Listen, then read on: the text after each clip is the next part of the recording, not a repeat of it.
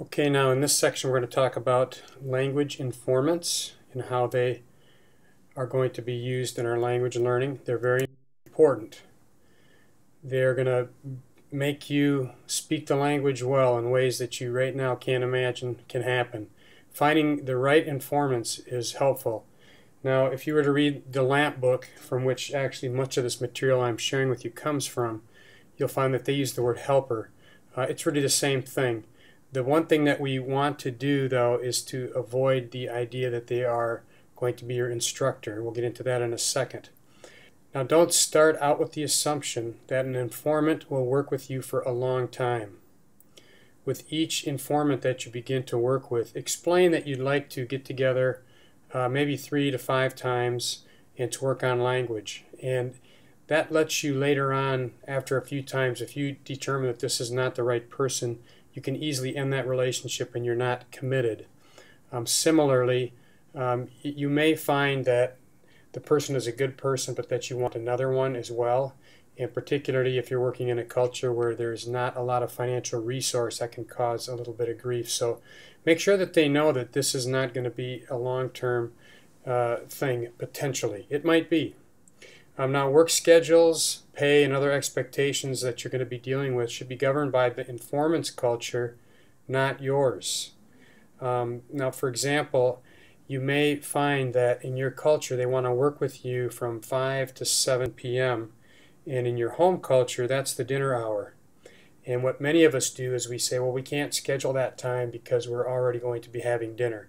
Well, in that culture, if they eat dinner from 7 o'clock on, just get used to it now and adjust your schedule accordingly.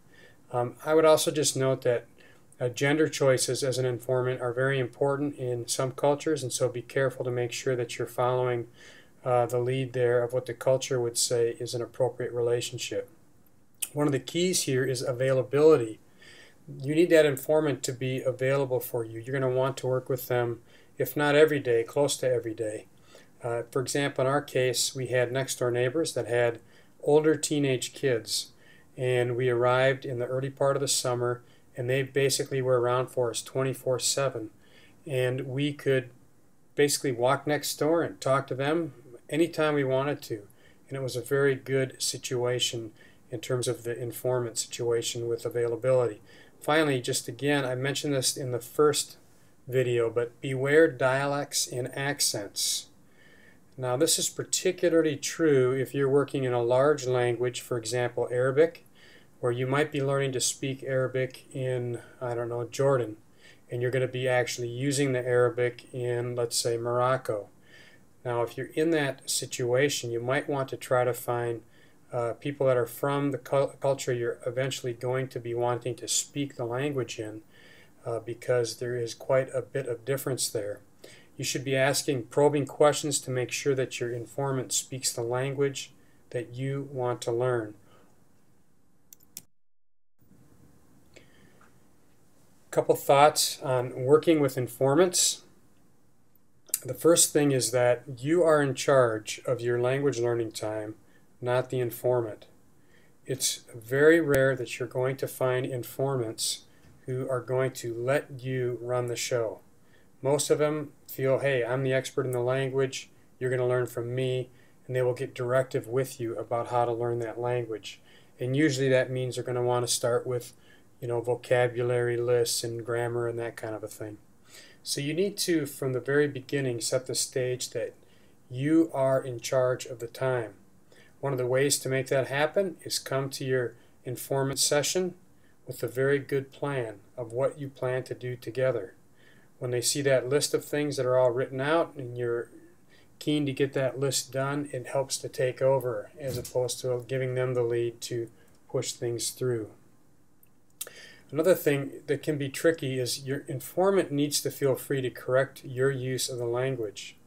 In cultures where there is high deference given to, for example, educated foreigners, what you'll find is that your informant doesn't feel comfortable telling you, no, that's wrong, do it this way. And so you're going to want to make sure that the informant that you're working with has a lot of freedom and are okay to correct your language when you speak it. And particularly if it's male-female, if it's older-younger, that kind of thing can be problematic in some places, so be careful of that. The informant, I'm sorry, I wrote information, but the informant needs to know that when he or she speaks, particularly on recordings, they should use natural language. Now, if you noticed in the first video session that I did, number 1, I gave the English phrase and I did not use natural language. Now that's a big no-no and my mistake. I think the phrase I used was, I am learning to speak English, and I paused between words. It's very common that when we speak with someone who doesn't understand our language, we slow down that language and we add pauses, as if that helps. It really doesn't help for the most part. What we want to do is encourage our informant to use a natural, easy style of language speaking so that they are not stilting or changing their language for us. Now, when it comes to directing informants, it really does help if your informant can write. You should come prepared in the session with paper and pens so that when you get into drills in which you want to point to a particular phrase, for example, you can write those things out and you can point to them. Now, you may or may not know the alphabet of the language that you're working in. You should be working on that alphabet so that as soon as possible, as you're writing things out, you're able to use actual written text. I don't really cover that in any of these sessions, but you should be working on that too.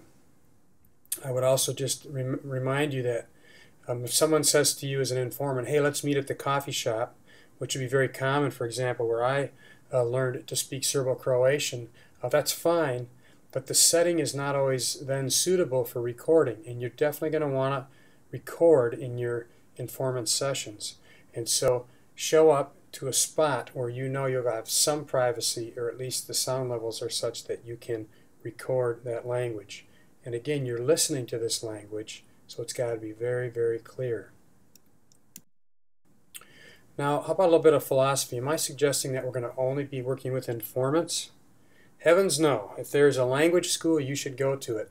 The first 2 years that I was learning Serbo-Croatian, I went to language school approximately 4 hours a day, 5 days a week. It really helped. If you want to have a formal tutor, like a teacher, that's going to work with you one-on-one, then you should do that. If you want to buy the local grammar book, you should do that. If you can do a homestay, which is a highly beneficial thing, particularly as you enter the culture, that's a great way to get language down.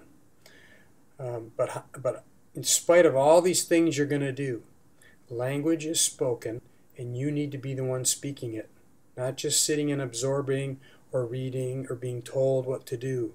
And so this idea of a daily learning cycle, which we're going to be talking about, is going to be the foundation for how you're going to learn this language.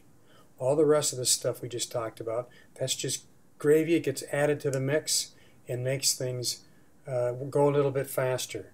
But that learning cycle and you going after the language is really the key.